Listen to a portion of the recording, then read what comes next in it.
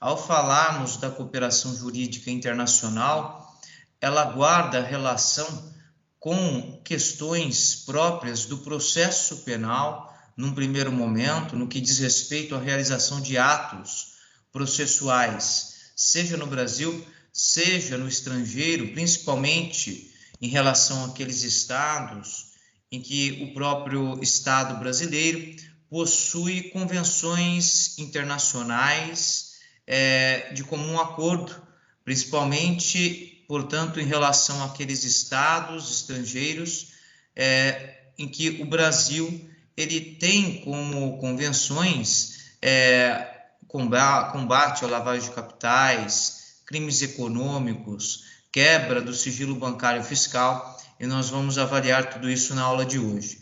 O que eu destaco necessariamente é esse manual de cooperação jurídica internacional que foi editado pelo Ministério da Justiça e Segurança Pública em 2019.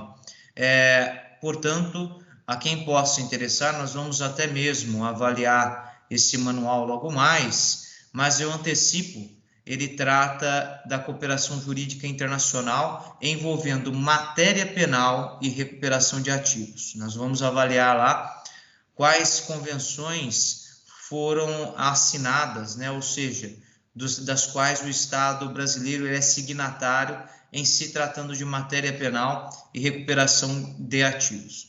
Aqui eu destaco, a gente não teve um módulo próprio de direito penal econômico, que também é a minha especialidade, não destaco porque não integra a nossa disciplina.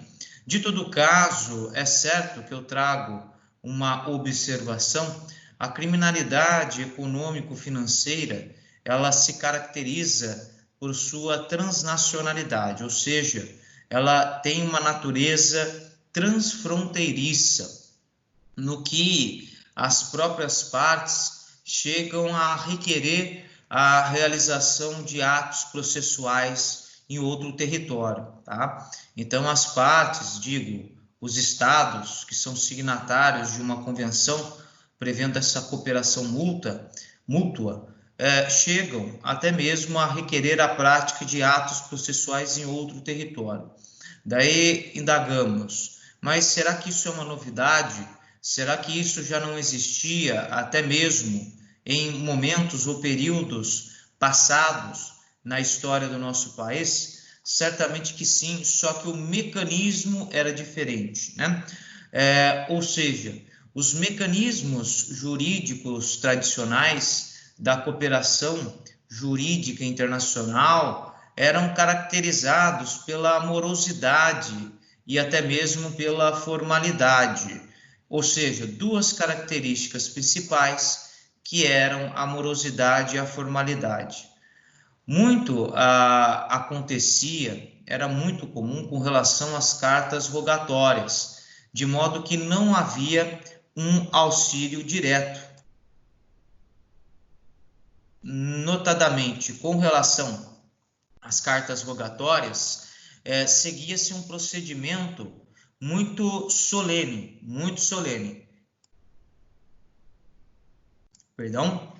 Seguia-se um procedimento muito solene e que, por isso, não podia assim permanecer, porque isso gerava, por exemplo, a prescrição, e isso também prejudicava o regular andamento da persecução criminal, ou seja, trazia obstáculos durante a persecução criminal. Portanto, tem ganhado cada vez mais expressão e importância nos dias atuais um instituto denominado auxílio direto. O auxílio direto, ele se destina a afastar eventual burocracia. Então, isso é importante que se diga, porque hoje os estados, se envolver um acordo mútuo entre eles, contam com o chamado auxílio direto. Nós vamos estudar em que consiste esse auxílio direto. Antes de entrarmos em seu conceito, há algumas modalidades de cooperação jurídica internacional que se dividem em acordos ativos e acordos passivos. Aqui há de se deixar claro que esses acordos são realizados pelo Ministério da Justiça e pelo Procurador-Geral da República. O Procurador-Geral da República, no âmbito do Ministério Público Federal, inclusive, até porque o Ministério Público Federal ele possui vários convênios com vários países em matéria de cooperação. Posso falar aqui porque eu acompanho isso de perto, inclusive formulando pedidos de cooperação jurídica internacional, obviamente com todo cuidado, quando o acusado reside no exterior, acusado de crime econômico, e não virá para o Brasil. O acusado ele já tem toda uma vida estável e também tem o seu trabalho, a sua vida profissional no exterior, não deseja mais retornar para o Brasil, ainda que seja brasileiro e que tenha uma cidadania no outro país. Portanto, em alguns casos, torna-se indispensável o que chamamos de cooperação jurídica internacional. Só que uma situação ocorre quando quem solicita algo, solicita a produção de provas, por exemplo.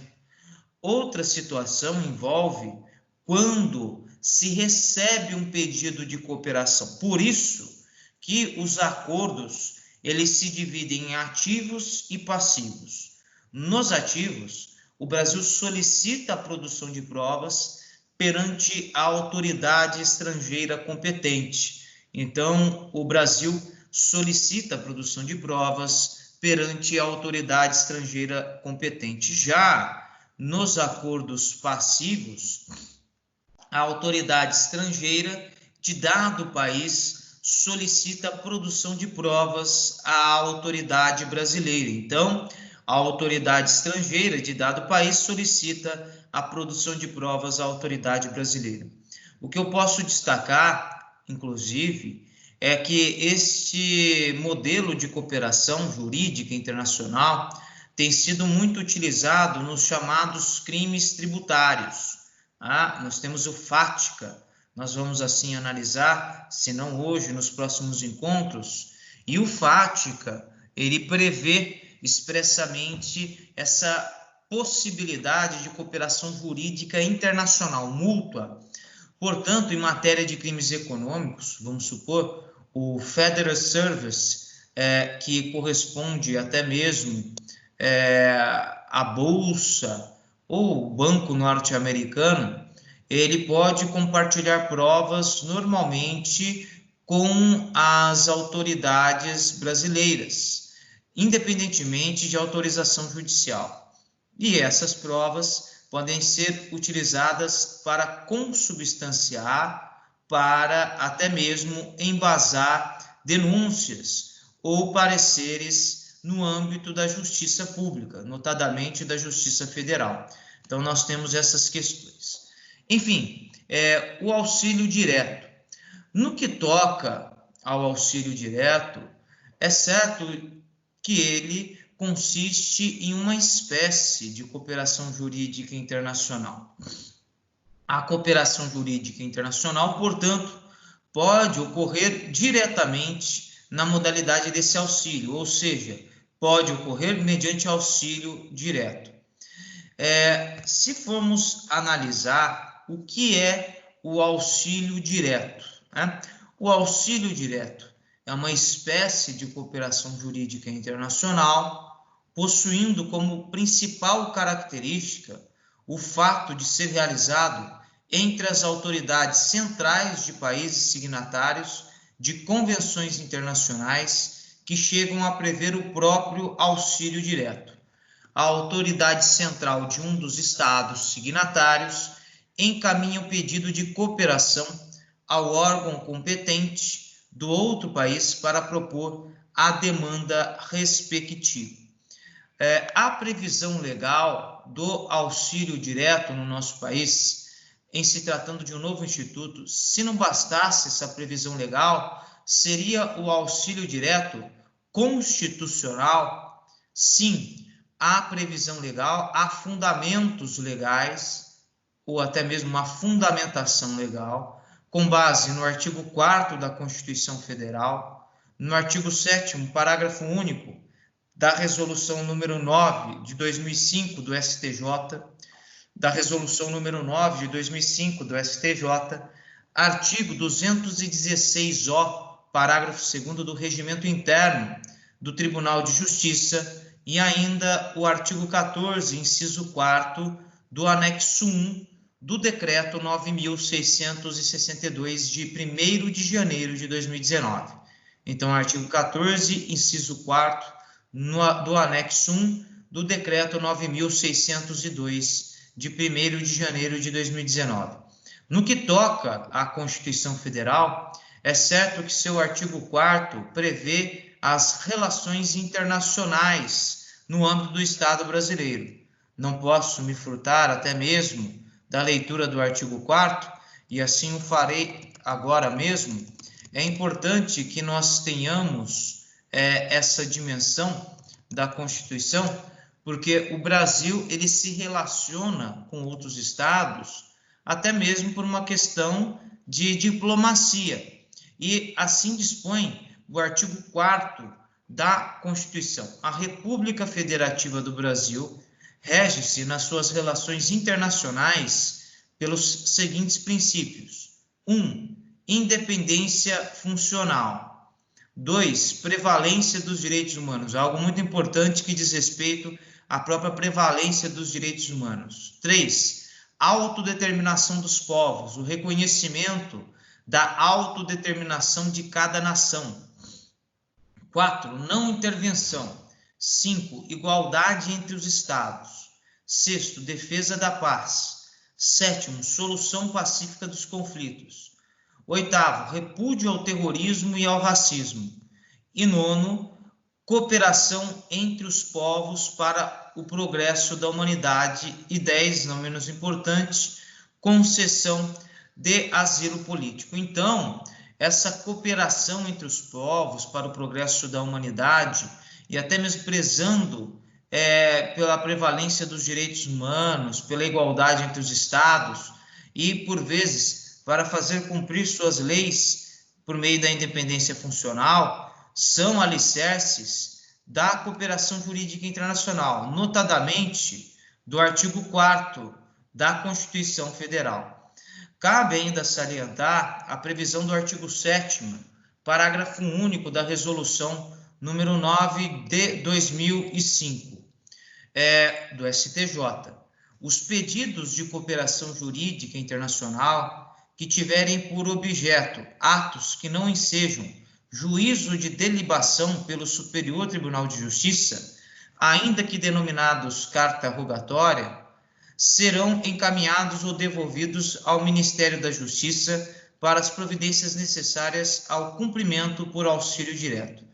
Antes, até mesmo, as cartas rogatórias e outros atos passavam sob um juízo ou por um juízo de delibação do STJ, do Superior Tribunal de Justiça. Então, hoje, até mesmo o STJ, por meio da Resolução 9 de 2005, reconhece a possibilidade de auxílio direto envolvendo pura e simplesmente, única e simplesmente, a atuação das autoridades no âmbito do Poder Judiciário e do Ministério Público, sem a necessidade de participação do próprio STJ no cumprimento dos atos processuais ou no juízo de delibação.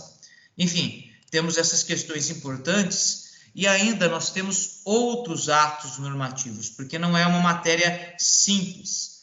Por exemplo, a Portaria Interministerial de 2012, Regimentos Internos do STJ, Portaria Conjunta número 1 de 2005, Portaria do Ministério de Justiça de 2019 e Portaria Senajus de 2015. Agora, no que toca a acordos multilaterais envolvendo a cooperação não só entre o Estado brasileiro e um outro Estado, mas também entre o Estado brasileiro e outros Estados, uma pluralidade de Estados, podem ser indicadas as seguintes convenções ou protocolos. Convenção das Nações Unidas contra o Crime Organizado Transnacional. É a chamada Convenção de Palermo, a Convenção da ONU para o combate ao crime organizado transnacional.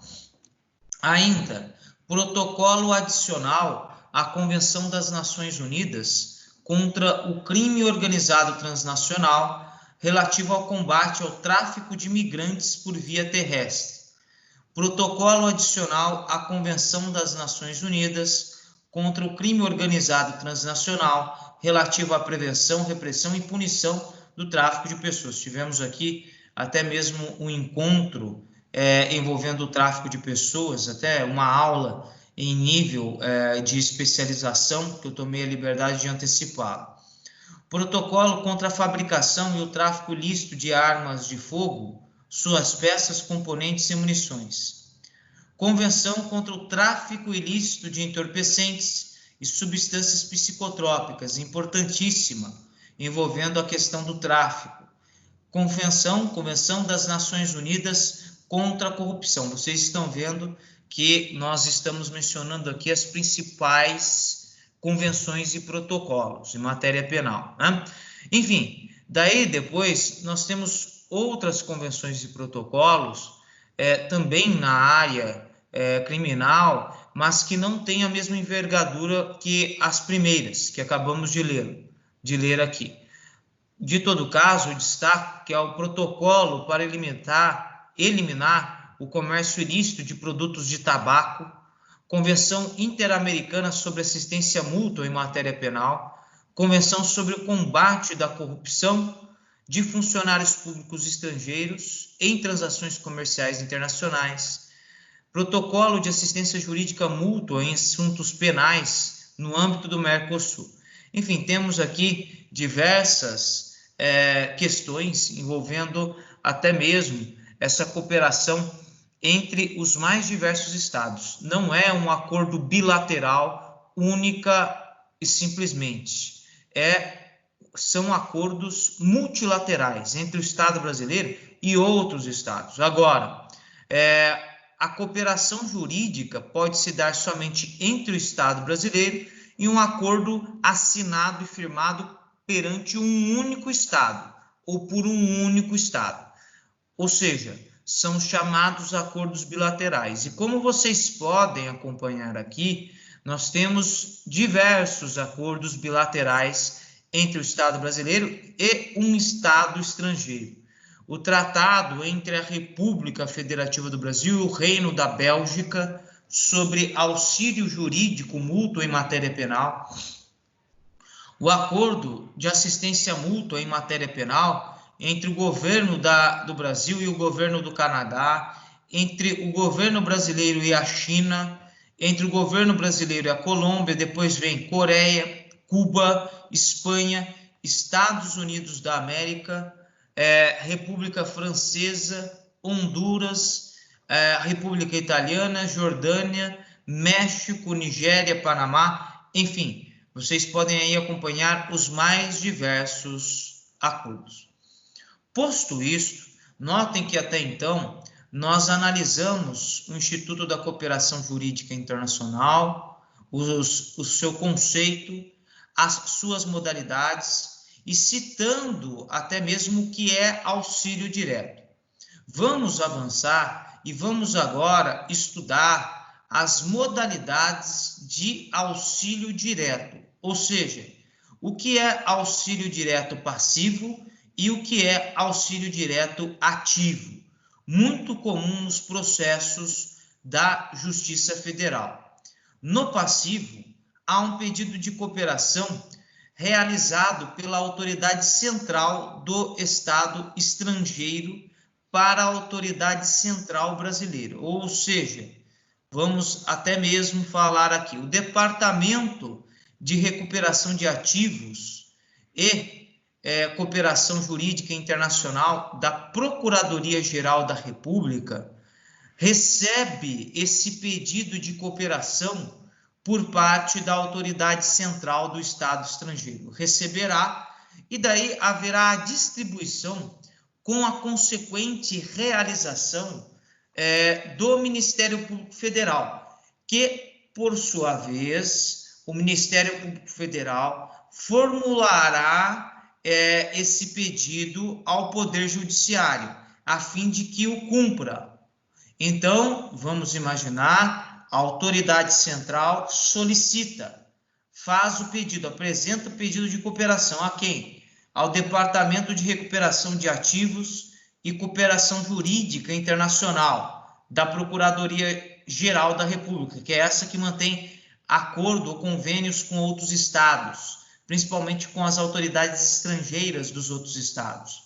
E daí, esse departamento repassará, distribuirá ao órgão de execução do Ministério Público Federal esse pedido. O MP Federal, por sua vez, informará o juízo, solicitando o cumprimento daquele auxílio direto, né? Por exemplo, às vezes uma oitiva de uma testemunha, a obtenção de alguns documentos fiscais, bancários, que até então estão acobertados pelo sigilo, pela intimidade, e daí busca-se esses documentos, se viável, disponibilizando-os posteriormente à autoridade estrangeira central, lá do outro estado.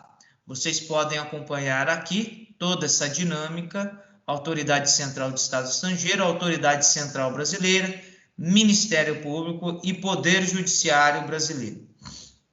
Já no ativo, o auxílio direto significa que há um processo penal em trâmite no Brasil, e daí a própria autoridade central brasileira solicita esse auxílio direto ao órgão congênere no estrangeiro, ao órgão semelhante no estrangeiro, para que lá cumpra a ordem.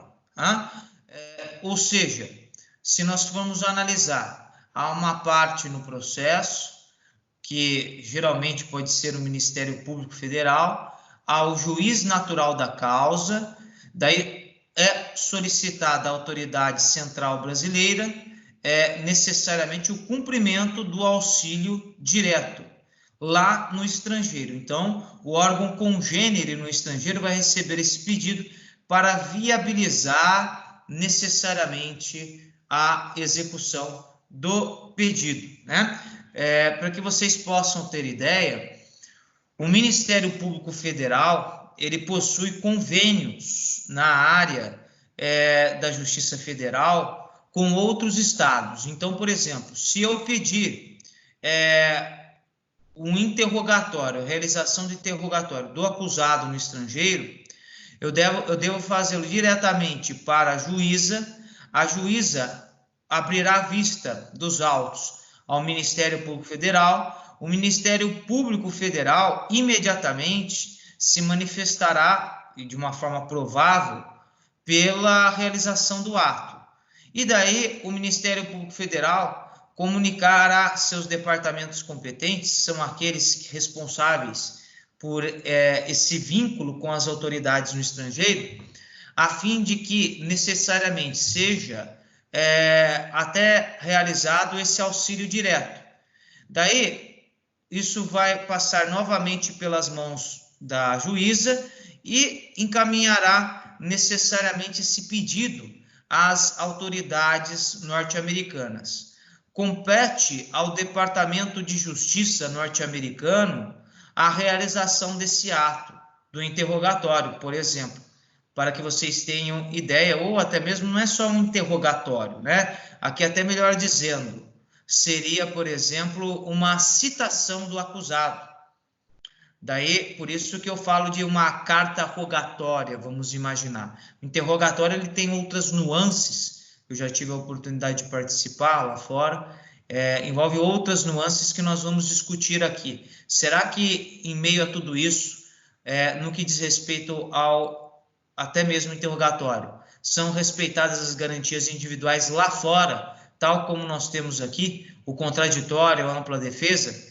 Como fazer valer as garantias individuais lá fora, né? Então, nós temos tudo isso, já fiz interrogatórios lá fora, tudo, Então, o próprio advogado tem que ter muita habilidade, porque lá envolve um outro procedimento para o interrogatório, sob o risco de acarretar prejuízo ao acusado, prejuízo no que diz respeito ao direito de defesa, porque se ele for ouvido amplamente lá fora, sem qualquer tipo de limite e respeito, até mesmo as suas questões de direito ao silêncio, do nemo tenetur se detestere, enfim, isso trará grandes ou drásticas consequências para o acusado no processo penal.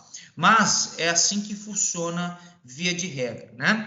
Por exemplo, se eu perguntar como é feito um pedido de carta rogatória, principalmente envolvendo esse auxílio mútuo entre o Estado brasileiro e o outro Estado, né? Eu posso até trazer aqui que eu tenho vários pedidos de carta rogatória por conta do meu escritório, né?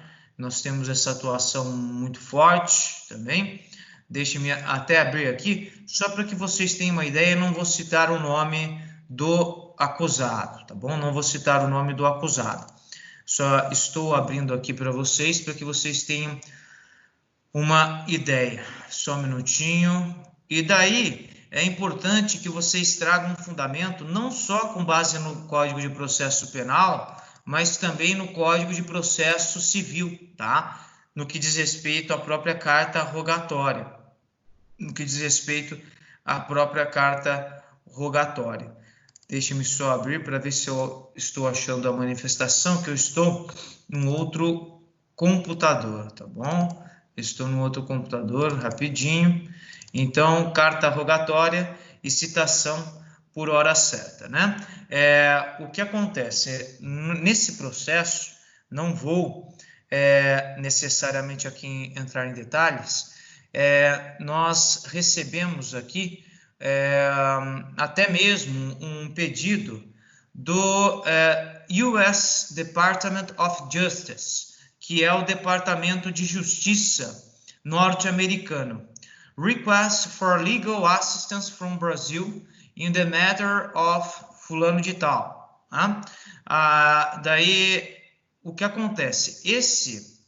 Essa carta que eu estou lendo para vocês diz respeito ao Departamento de Justiça norte-americano comunicando o acusado lá fora, tá? E tudo isso foi via FedEx lá fora, né?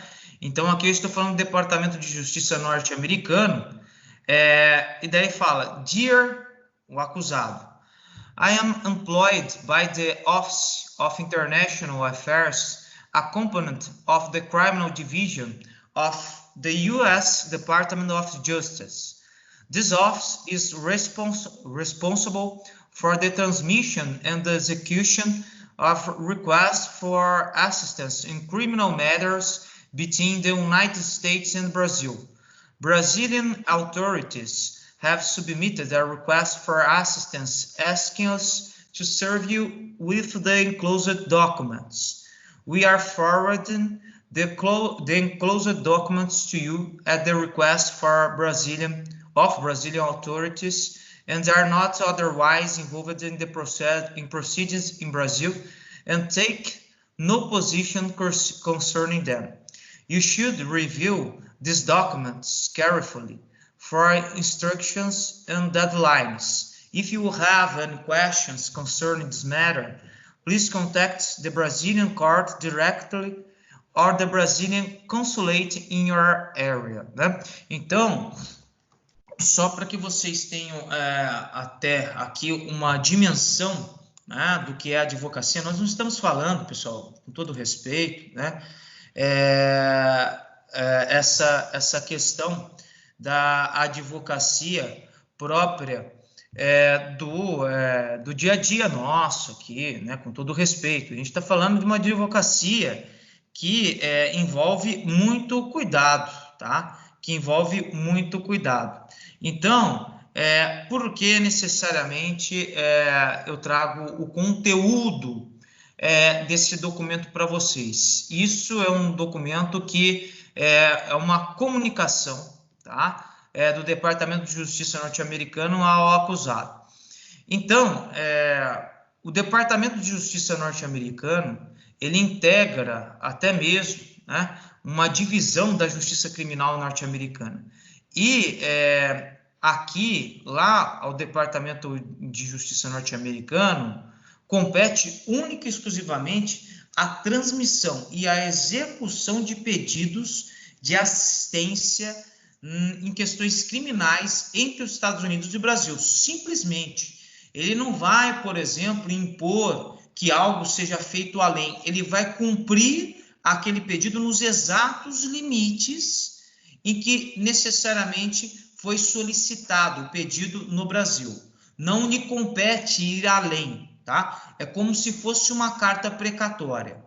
Por exemplo, o que é a precatória? Depreca-se uma execução, um ato processual da comarca A para a comarca B, para que lá na comarca B o juízo cumpra a carta precatória nos exatos limites, sem avançar naquilo que não lhe compete. Ou seja, essa carta precatória serve para eu, juiz deprecado, que tem o juiz deprecante da comarca A, sou o da comarca B. Essa carta precatória serve, por exemplo, para a concessão de suspensão condicional do processo. Eu posso conceder o acordo de não persecução penal? O que vocês acham? Eu poderia conceder o acordo de não persecução penal, por mais que lá na comarca B haja, por exemplo, a execução de uma carta precatória envolvendo a concessão da suspensão condicional do processo. Matéria simples. Eu posso conceder, por exemplo, o acordo de não persecução penal? Sim ou não? Quem acha que sim?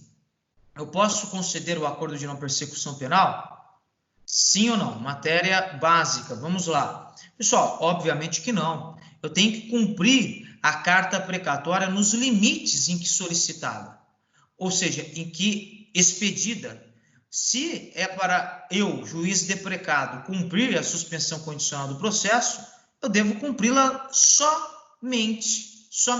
Não posso avançar no ANPP, que é o acordo de não persecução penal, porque senão haveria um desvirtuamento no cumprimento da carta precatória, e isso implica até mesmo em violação às garantias individuais do acusado, até mesmo seria uma contradição em relação, e um desrespeito, acima de tudo, um desrespeito em relação, por exemplo, ao Ministério Público e o juiz lá da comarca A, né?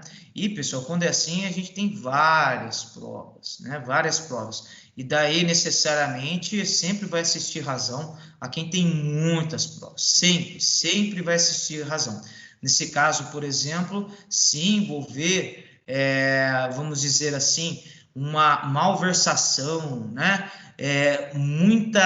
Muita coisa numa comarca que o juiz vai além, assim como todos os atos, né, na área jurídica, se vai muito além, obviamente a gente tem muitas provas para demonstrar que não assiste razão e assim a gente ganha, né? Por isso que tem que tomar muito cuidado com isso, que a gente tem muitas provas, tá?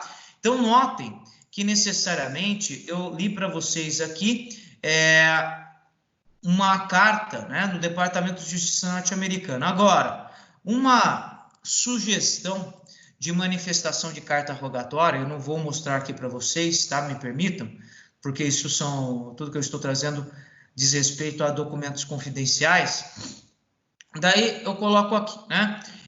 Excelentíssimo senhor doutor juiz federal da 9ª, ou vamos até mesmo da 1ª vara, porque alguém aqui atua na Justiça Federal, está fazendo estágio cujo escritório tem atuação na Justiça Federal, sim ou não?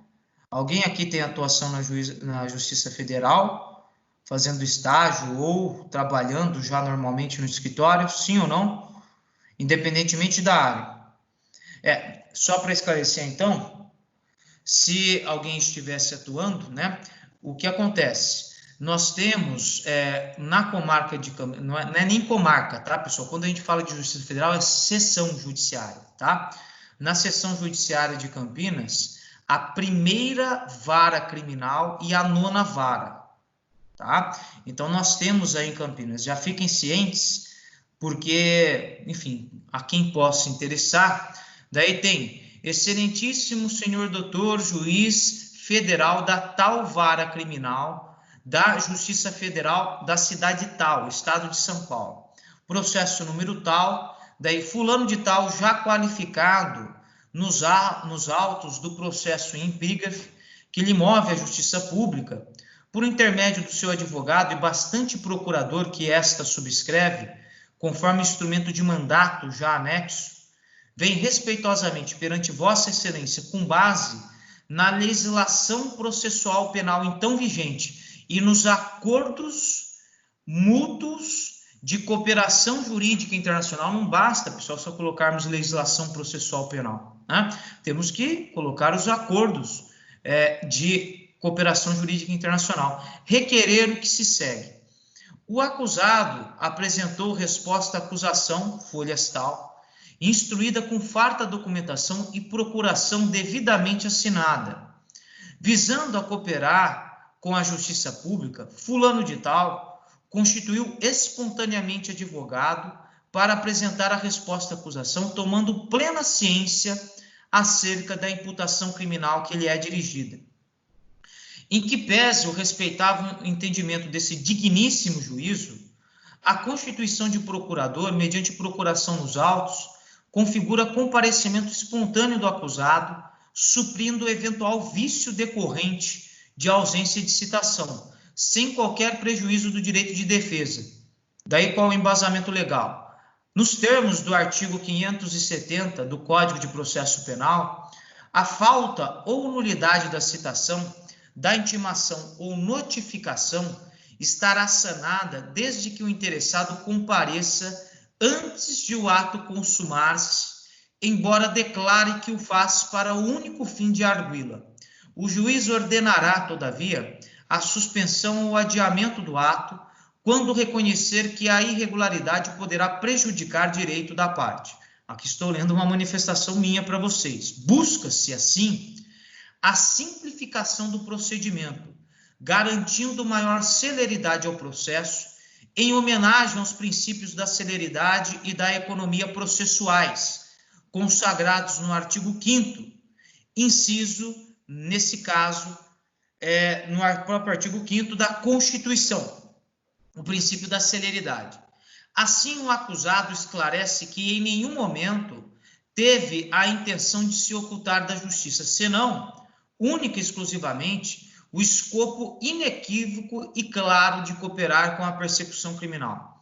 Com todo acatamento e respeito, pessoal, que a gente tem que se dirigir assim às autoridades, né, para que elas vejam até mesmo a postura do advogado, né, não algo imposto.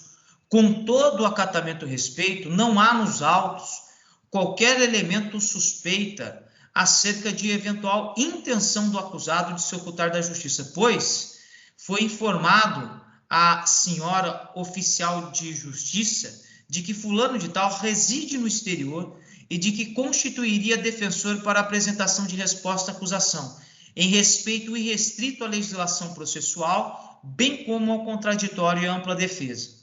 Com a máxima vênia, não estão preenchidos os requisitos aptos a justificar a citação por hora certa. Artigo 362 do CPP e artigo 253, parágrafos 1º e 2º do novo Código de Processo Civil.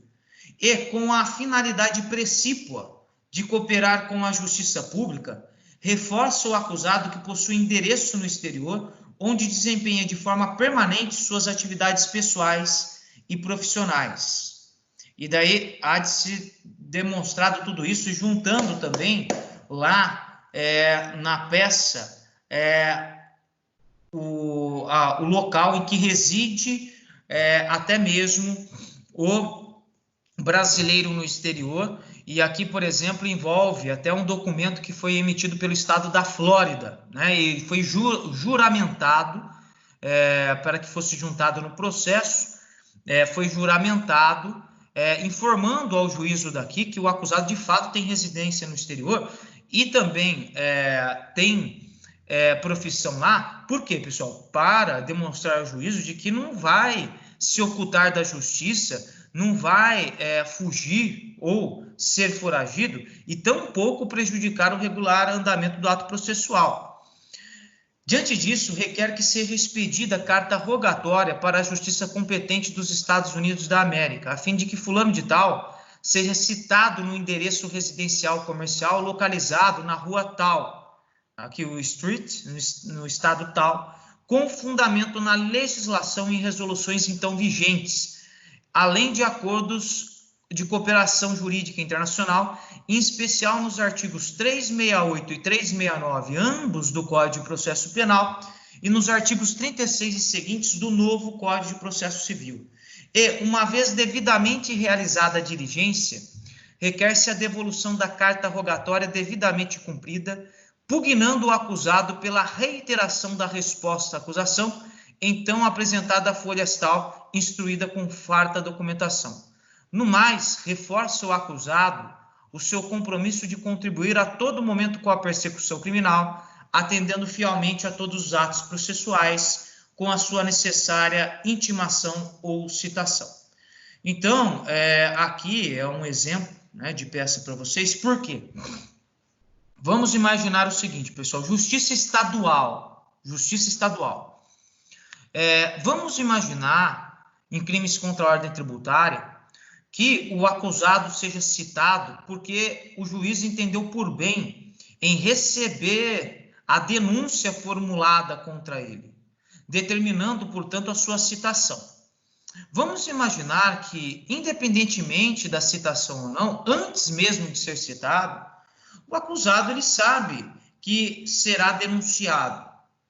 Ele contrata advogado e o advogado já oferta de plano a resposta à acusação, sendo que o próprio acusado, e eu sempre peço isso, para que ele assine a própria resposta à acusação, dando-se por citado. Pergunto, na Justiça Estadual, e não só na Justiça Estadual, no plano das leis do ordenamento processual penal brasileiro, essa situação, essa hipótese do acusado apresentar a resposta à acusação, independentemente da citação, é válida? Sim ou não? Quem acha que é válida? Vamos lá. Quem acha que é válida? Seria legítimo? Seria legítimo? Sim ou não? Vamos lá. É legítimo assim proceder? Né?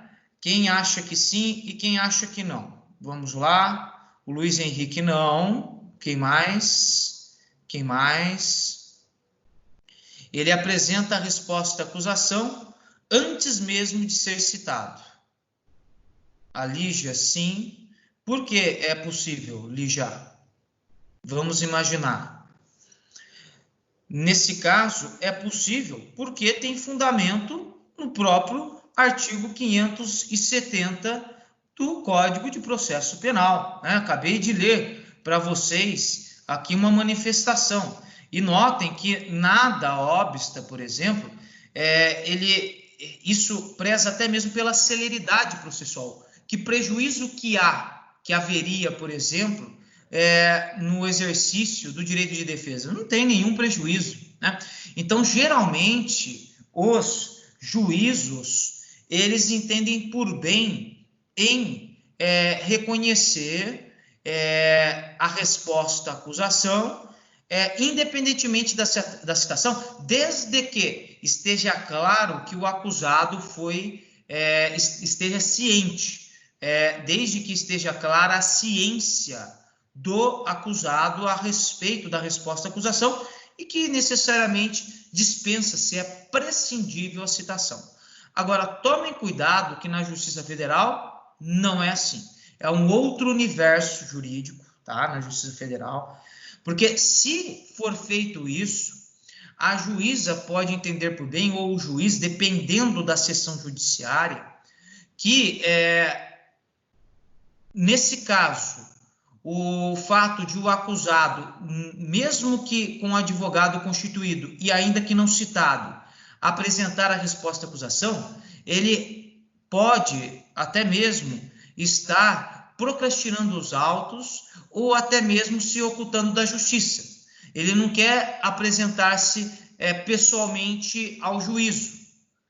Daí, a juíza ou o juiz pode entender que isso é um comportamento de ocultação da justiça e pode expedir a citação por hora certa e, pasme, até mesmo dependendo do caso, vislumbrar a possibilidade de decretação de prisão preventiva, tá? Então, tome cuidado, porque, por exemplo, isso que eu acabei de ler para vocês é para evitar todos esses efeitos drásticos, tá? Como tem certos casos que o acusado ele não pode comparecer no Brasil, mesmo sendo brasileiro e mesmo tendo família aqui, porque ele tem já suas atividades constituídas no estrangeiro, definitivamente, tá? Então, fica difícil, é dificultoso dele se deslocar do estrangeiro para cá.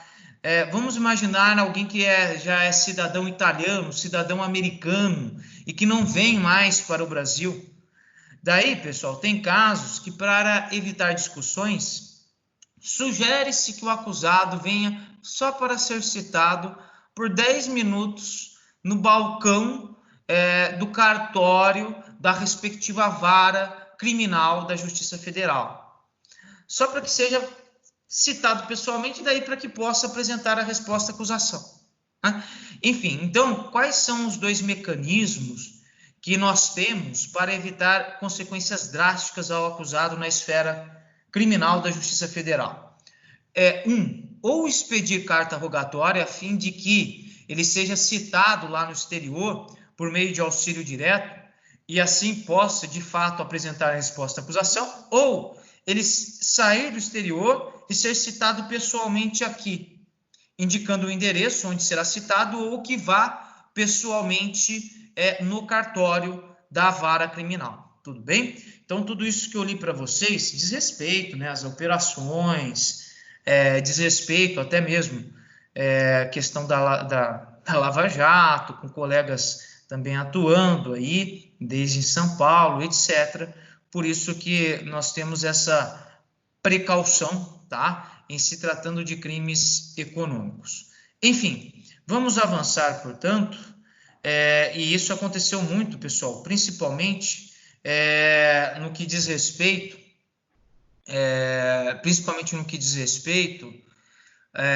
a compartilhamento de provas. Vocês viram, por exemplo, que foi firmado o entendimento de que a própria Receita Federal pode compartilhar diretamente provas com o Ministério Público Federal, independentemente de autorização judicial, tá? Vez ou outra, esses entendimentos são comuns na área criminal. Eu vou até ler para vocês, necessariamente, diz respeito aqui, com um recente entendimento, que eu acho que é importante, tá? Que foi na semana retrasada, tá? TRF4 considera, aliás, foi 7 de maio, tá? TRF4 considera que Receita Federal pode compartilhar informações com o MPF para investigação de crimes tributários. E aqui eu estou exatamente no site do Tribunal Regional Federal da 4ª Região, tá? Tribunal Regional Federal da 4ª Região. Estou até mesmo compartilhando aqui com vocês. Vou compartilhar aqui com vocês também o próprio site, para que vocês possam acompanhar. TRF4 considera que Receita Federal pode compartilhar informações com o MPF para a investigação de crimes tributários. O Tribunal Regional Federal da 4ª Região deu parcial provimento aos embargos de declaração interpostos pelo sócio tal, situado tal, na cidade tal, condenado por omitir parte da receita do estabelecimento por 4 anos consecutivos, ou seja, sonegação fiscal, suprimindo originalmente R$ 628.043 em tributos federais. Aqui vale destacar que agora o montante próprio para o reconhecimento da insignificância é de R$20 mil, tanto em nível de STF como em nível de STJ. Aqui, o valor, nesse caso que nós estamos a analisar, é um valor assim, consideravelmente maior em relação a R$20 mil, né? Em julgamento na terça-feira, 5/5, e o julgamento, portanto, foi em 5 de maio, a 7ª turma manteve por unanimidade a condenação que havia sido definida em apelação julgada em fevereiro e apenas esclareceu uma omissão apontada pela defesa do réu. O colegiado considerou que a Receita Federal tem o poder-dever de compartilhar provas com o Ministério Público Federal quando detectados indícios de crimes contra a ordem tributária. O MP ofereceu a denúncia em setembro de 2018, após a via administrativa recursal da Receita Federal ter sido esgotada pelo empresário, definindo um crédito tributário no montante de R$ 4.234.480. Os tributos não pagos entre os anos de 2000 e 2004 foram suprimidos do imposto de renda de pessoa jurídica, enquadrando-se o réu no artigo 1º, inciso 1, da Lei dos Crimes contra a Ordem Tributária. Então, os crimes contra a ordem tributária, em regra, são crimes materiais, tá? Que dependem da efetiva sonegação do imposto, com necessariamente a lesão ao fisco. Tá? Só que, excepcionalmente, tem alguns crimes contra a ordem tributária que são crimes formais. Um deles diz respeito ao descaminho, porque basta a conduta de fraudar mediante a inserção de dados falsos ou diversos que deviam constar em um auto de declaração de entrada de mercadoria no nosso país, que isso por si só já é crime, tá? Então, não depende da efetiva lesão ao fisco, tá? Mas, via de regra, os crimes da Lei 8.187 de 90 são crimes materiais. Daí, no procedimento fiscal, vamos supor, alguém fez a declaração de imposto de renda. A Receita Federal tem um prazo quinquenal para analisar a declaração. Não quer dizer que, uma vez feita a declaração, ela foi aprovada, que o fisco não poderá reavaliá-la. Poderá reavaliá-la num prazo quinquenal, que este prazo é padronizado, em regra, para os atos, seja no âmbito do direito administrativo, seja no âmbito do direito tributário, né? Envolvendo a atuação da administração pública. Daí, em agosto de 2019, a condenação do empresário foi estabelecida pela 5ª Vara Federal de Caxias do Sul, com pena em 3 anos e 4 meses de reclusão em regime inicial aberto, somada com pena pecuniária de 140 dias, multa envolvendo 1/20 do valor do salário mínimo atualizado até o pagamento, né?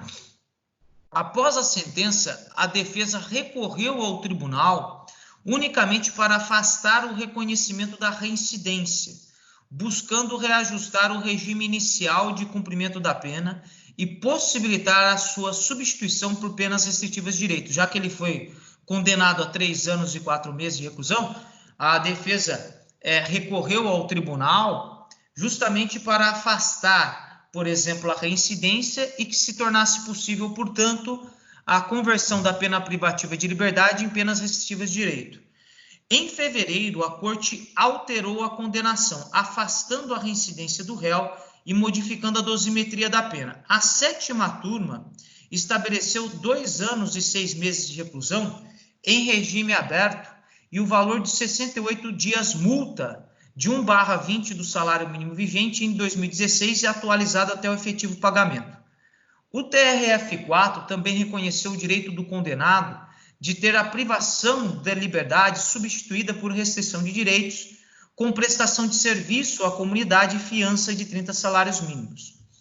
Daí ainda, não obstante, com a decisão parcialmente favorável do tribunal, a defesa interpôs embargos de declaração sustentando que não foram enfrentadas todas as teses apresentadas na apelação criminal. Então, a defesa, até mesmo não se contentando com a decisão do TRF4, em sede até mesmo de apelação, inicialmente antes interposta, a defesa ela opôs embargos de declaração em face do acórdão do TRF4, sustentando que alguns pontos não tinham sido enfrentados no próprio acórdão em relação à apelação criminal.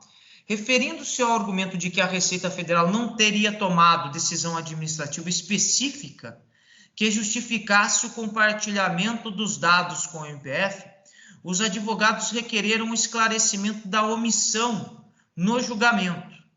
A relatora do caso, desembargadora federal, ressaltou que os atos administrativos da autarquia estavam devidamente fundamentados no procedimento fiscal, já que a Receita Federal havia solicitado extratos bancários ao réu que não os entregou, justificando o pedido direto às instituições financeiras. Então, nesse caso, há de se deixar claro que o réu não entregou os extratos bancários então solicitados à Receita Federal. E, portanto, diante dessa omissão do próprio acusado, foi feito diretamente o pedido de fornecimento da movimentação da conta bancária às instituições financeiras. A magistrada pontuou que o colegiado já havia observado a legitimidade do compartilhamento de dados da Unidade de Inteligência Federal. Pessoal, quem é a Unidade de Inteligência Federal hoje? É o antigo COAF, tá? Então, notem que envolve até a participação de COAF, porque a questão de sonegação de impostos guarda uma relação umbilical com a lavagem de capitais. E tudo isso que nós estamos estudando pode acontecer também em caráter transnacional, né? Com o MPF e a Polícia Federal, para fins de investigação criminal, da integralidade dos dados bancários e fiscais do contribuinte, sem a necessidade de autorização prévia do Poder Judiciário, assentando a sua constitucionalidade. Segundo Cristófani, que não sei se é Cristófano ou Cristofani, com todo respeito, a desembargadora federal, ainda que a defesa sustente a ausência de fundamentação e violação ao princípio da reserva de jurisdição, fato é que a decisão estava lastreada e devidamente fundamentada na esfera administrativa, entendendo ainda o colegiado que a Receita Federal, no exercício de suas atribuições, teria o poder-dever de, detectados indícios da prática de delitos criminais, sem a necessidade de autorização judicial, agir e compartilhar informações com o Ministério Público Federal.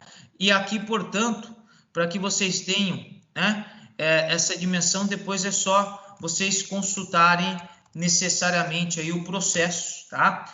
Que aqui tem, ó, apelação criminal, tudo certinho, tá? O processo eletrônico, e daí nós temos os detalhes do processo envolvendo aqui as últimas manifestações, tá?